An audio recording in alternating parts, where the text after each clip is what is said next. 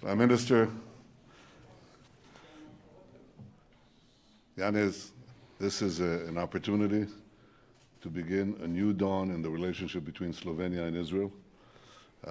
I feel like this is the closing line of the movie Casablanca.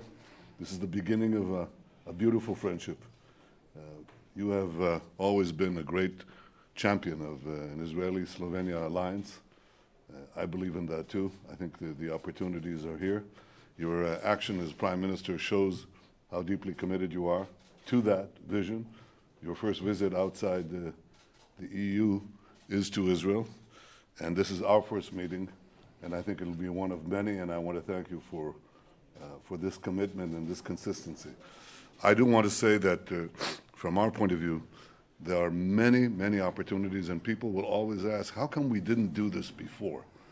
Because Slovenia and Israel are two advanced democracies, technologically capable, looking to the future, and sharing the desire to better the lives of our people.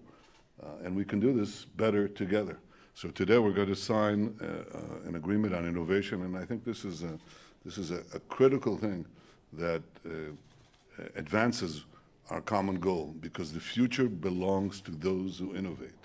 Innovation is what creates value. It creates a competitive advantage. It drives forward economies. And we can, I think, help each other's economies and help our citizens by cooperating in innovation. And this is what we're going to sign right here upstairs. In addition, I think there are many, many other areas in AI, in cyber, in trade, in tourism. We already have a sizable number of Israeli tourists visiting Slovenia. There'll be more. I hope to visit you one day as well. You're welcome. And I hope it's not in the distant future. And we look forward to using your port in the Adriatic Sea, Koper, to have it as an entry point for Israeli products to Europe as well. So we are well underway going in that direction. I want to thank you for designating Hezbollah as a terrorist organization. Of course it is. I also want to thank you for your support in international forums. And I want to tell you that we in Israel, in Jerusalem, are very excited to host you and your delegation.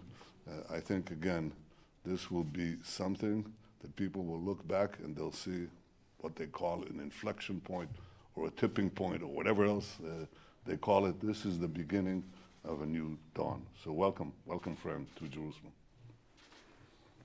Thank you, Mr. Prime Minister, dear friend Benjamin.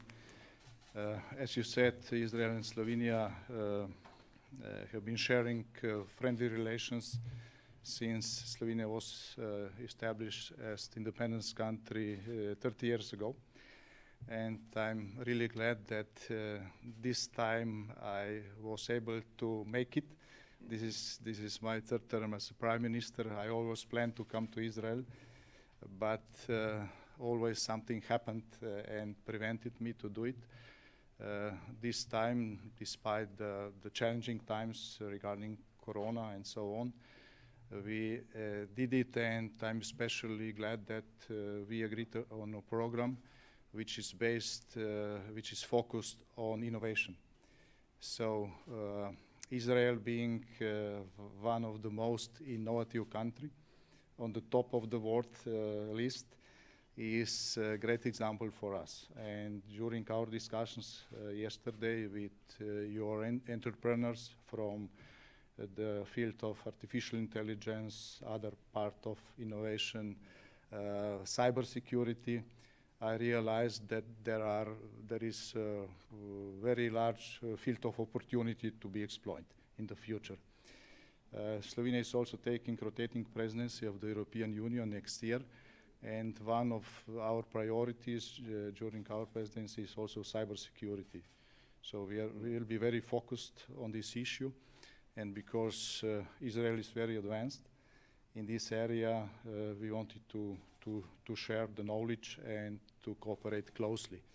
Slovenia is also among those European countries which try to see the situation in the Middle East as it is, not as it is shown many times. So we are realists. We know the real role of Israel here, the importance of Israel for the world peace and for the peace in the region. and whatever we can do to strengthen this position, we are prepared to do. So thank you once again for the invitation, for great hospitality, and I'm looking forward to our future cooperation. Thank you very much, Yanis. May I say about the new situation, you know, we've just signed the Abraham Accords, and country after country is joining the peace agreement that we have and the normalization agreements that we have with the United Arab Emirates, with Bahrain, with Sudan. Others are coming in, and this is a new reality, completely different from what is commonly thought of in the foreign ministries and chancelleries of Europe, and some of our European friends already get it. I'm glad that you've always seen it.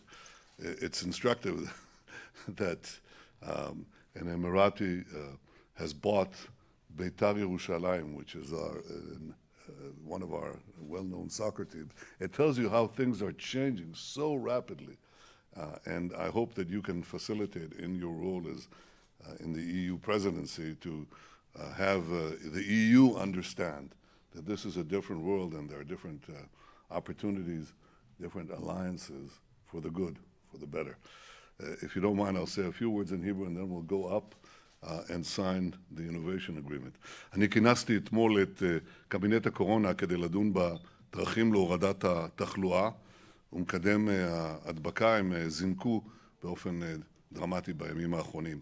ממחר אנחנו נפעיל תוכנית שמטרתה להוריד את התחלואה תוך ניסיון להימנע מסגר. היעד שלנו הוא להימנע ככל הניתן מסגר. ואנחנו שוקלים שורה של צעדים שנצטרך להחליט עליהם הערב או במהלך הדיונים בממשלה, לרבות השאלה של עוצר לילי, וכמובן הגבלות בין אזורים, הידוק אזורים אדומים וכדומה. אני ביקשתי להמשיך להפעיל את תוכנית האיים הירוקים, זה כנראה יחייב חקיקה, וחשוב גם עכשיו להבין, אנחנו רואים את הסוף. החיסונים יגיעו מהר מאוד, בימים הקרובים כבר יהיו כאן החיסונים הראשונים. אנחנו רואים את הסוף. אבל אסור לנו, כמו במלחמה, אסור כשרואים את סוף המלחמה לאבד אנשים סתם. שאנשים ימותו, אנשים יחלו במחלה קשה, סתם. אפשר למנוע את זה. אני צריך את שיתוף הפעולה שלכם גם במילוי הנחיות של משרד הבריאות וגם בהגבלות. ומישהו אומר, איך יכול להיות הדבר הזה? כל המדינות, בלי יוצא מן הכלל. אני מדבר איתם, מנהיגים מאירופה, מהעולם.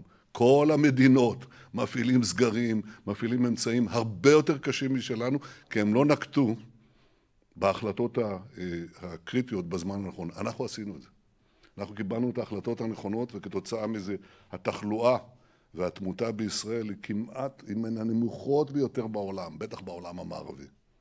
כי אנחנו מקבלים, אנחנו מצליחים להילחם בקורונה ורואים את הסוף, שתפו איתנו פעולה, אל תשמעו לכל הפופוליזם, אנחנו עושים את ההחלטות הנכונות. תודה רבה לכם. One day I'll be able to translate that directly into your language, but that's not going to happen quite right now.